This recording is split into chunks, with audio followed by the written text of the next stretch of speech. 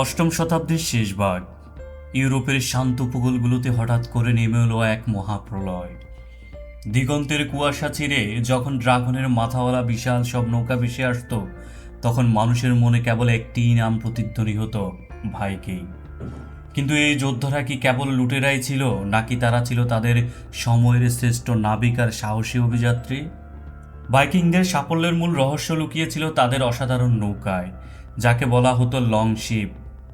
এই নৌকাগুলো ছিল ওজনে হালকা কিন্তু অসম্ভব মজবুত।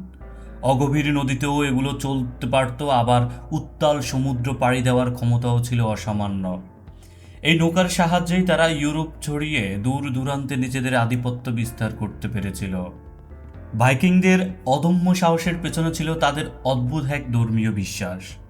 তারা বিশ্বাস করত যুদ্ধক্ষেত্রে বীরের মতো প্রাণ দিলে স্বয়ং দেবতা অডিন তাদের নিয়ে যাবেন ভালহালাতে। থর, অডিন আর লোকি, এইসব দেবতার গল্প তাদের রক্তে মিশেছিল। তাদের কাছে লড়াই কেবল টিকে থাকার মাধ্যম ছিল না, ছিল স্বর্গের টিকেটে পাওয়ার এক মহান পথ। অনেকেই মনে করেন কলম্বাসই প্রথম আমেরিকা আবিষ্কার করেন, কিন্তু ইতিহাস বলছে ভিন্ন কথা। কলম্বাসের প্রায় 500 বছর আগেই ভাইকিং বীর লিভ এরিকসন আটলান্টিক মহাসাগর পাড়ি দিয়ে পৌঁছে গিয়েছিল উত্তর আমেরিকায়। তারা কেবল লুটেরা নয়, তারা ছিল জাত ব্যবসায়ী এবং দক্ষ নাবিক, যারা গ্রিনল্যান্ড থেকে শুরু করে রাশিয়া এবং কনস্টান্টিনোপল পর্যন্ত ব্যবসা ছড়িয়ে দিয়েছিল।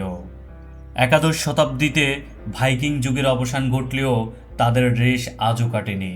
ইংরেজি ভাষায় অনেক শব্দ, সপ্তাহের দিনগুলোর নাম যেমন থার্সডে বা থার্সডে, আর আধুনিক পপ কালচারে তাদের বীরত্বগাথা আজও জীবন্ত।